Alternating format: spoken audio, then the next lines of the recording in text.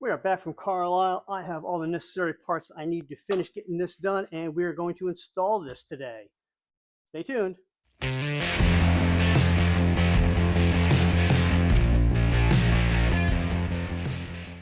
everyone, welcome back. Well, we just got back from Carlisle, and I've got the extra pieces that I needed. We got the fitting that goes on the intake manifold for the vacuum.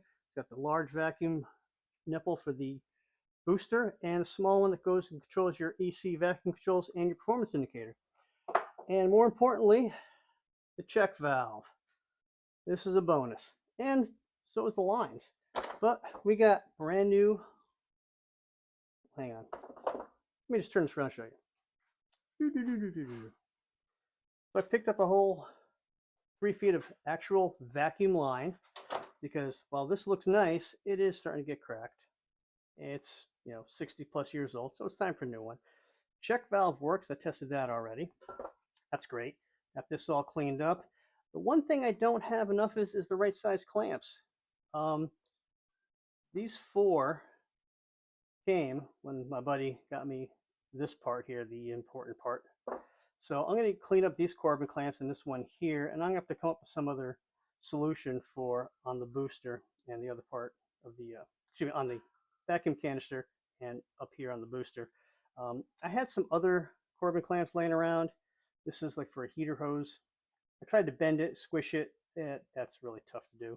So I'm going to have to come up with some other solution. Maybe some of these or some of these.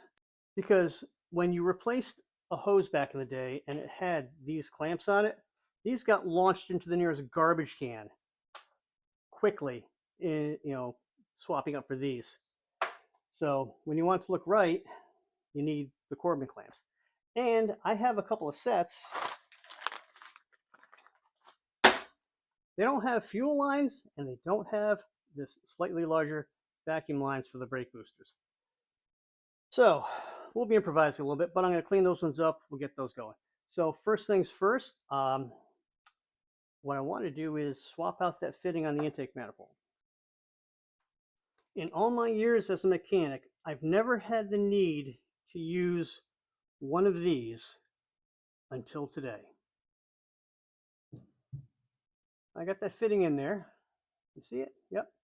Got the smaller hose coming in the back.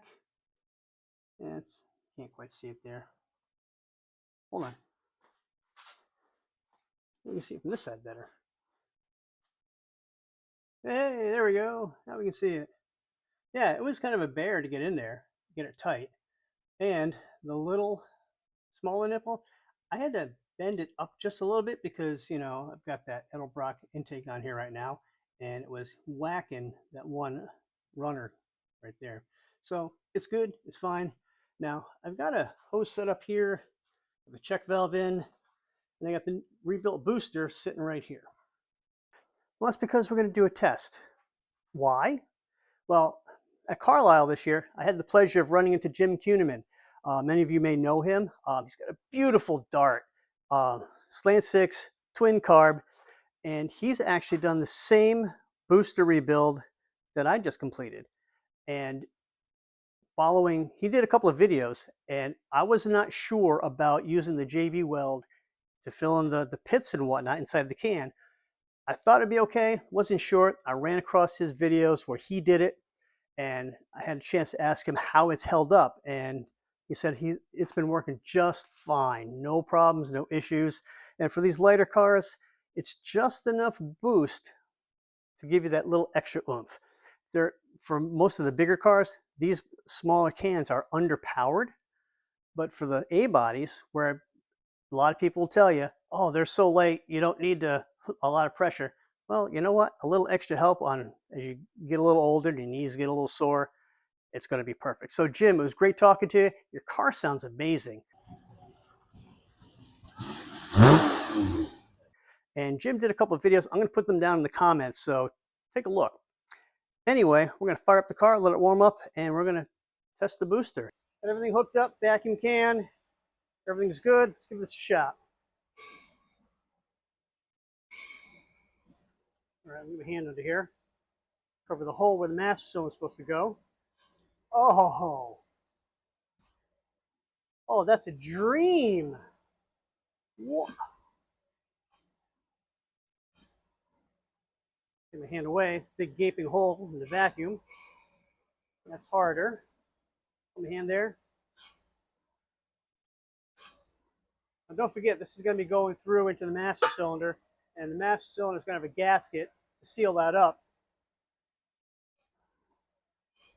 Success! All right, let's shut this off, get this out. I got to clean the vacuum canister, get that going. Master cylinder out. I got to make a mess. I'll be back. We got the master cylinder out of the car. We got our vacuum canister cleaned up and painted, drying. One thing I want to show you folks is the master cylinder and a question that we had, and it's in the factory service manual, but you got to read all the way through like the last line of the power brake section. This is a dual master for a drum brake car. And if you were to put this on your car, most master cylinders, even the single pot ones, have this, keeper that keeps the piston from falling out.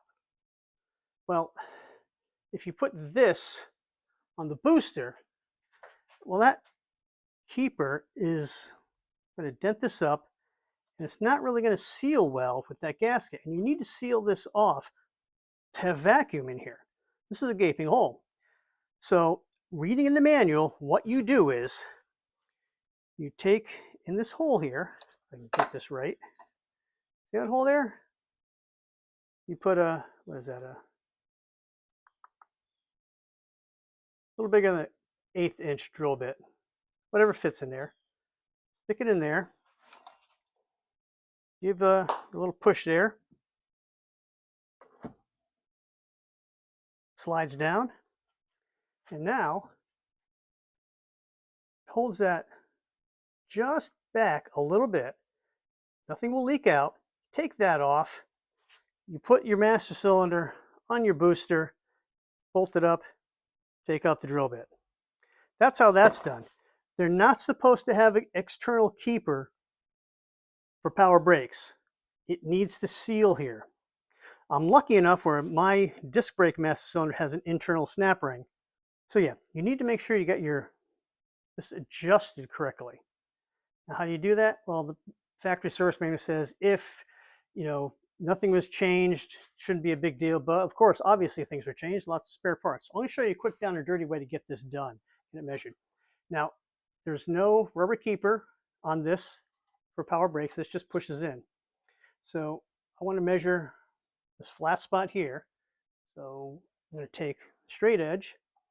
I put some tape on there. I'm just going to hold this straight. I'm just going to do this and mark it up. I'm going to mark on there. Now I'm going to take this to the booster. So now I'm going to put this end in the booster. And I have a 90 degree because it's easy to slide it in here. And make sure it hits my mark and it's lined up perfectly. This is ready to go together. Well, that was fun. There's like no room to get those nuts on. If you want to get the bracket onto the firewall where the master cylinder once was, yeah, there's no room down in there. I mean, it was tips of the fingers and spinning just a little bit and got it started and then got it all tightened down. Now, I took a gamble on the brake lines. I didn't know if I was going to have enough from that curly cue, but I undid it and they reach. Now, they're not very pretty right now, but I'll address that at another time. Right now, I'm looking for functionality and I can make it nice later. So before I get those vacuum lines all set, let me show you folks something. Some of you may know, some might not. You've probably seen these dimples, in the car in various locations and wondered, what are those? Well, they're points to drill for optional accessories. These two right here, I have to drill out because that's where I'm going to mount the vacuum canister. And then you see where I have the holes here and here. That's for the washer bottle. Well, I got to move it over some, and I'm guessing that one there, and probably this one here. You can't see it too well. So I'm going to drill those two out, move them over. So let me get that done. We can get the vacuum lines done.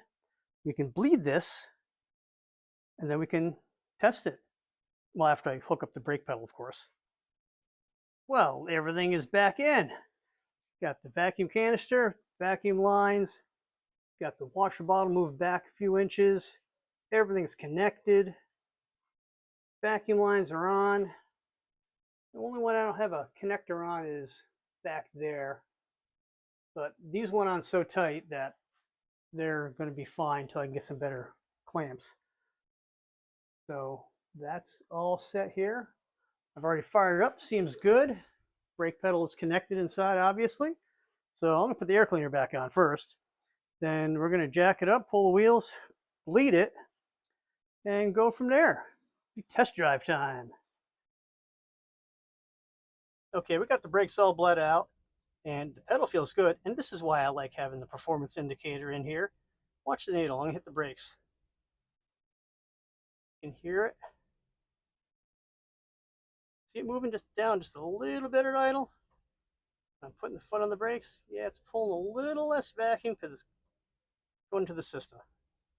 So, I don't know if you can tell or not, my pedal is at a good height. I like it. And that's, with the factory bracketry and everything, with the just the master, I had to have an adjustable push rod.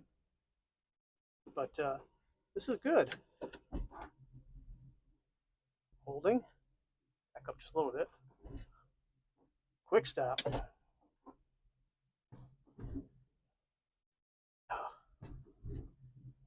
Good.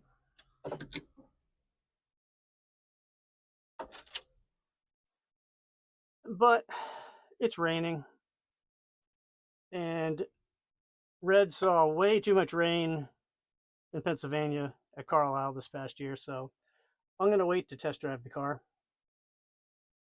Yeah, because testing brakes out in the rain, probably not a great idea. I'd rather it be dry anyway. So far, so good. The brake pedal is physically lower than it used to be, which is fine. I like the pedal height. When the foot comes off the gas, goes on the brake, it's right there where it needs to be.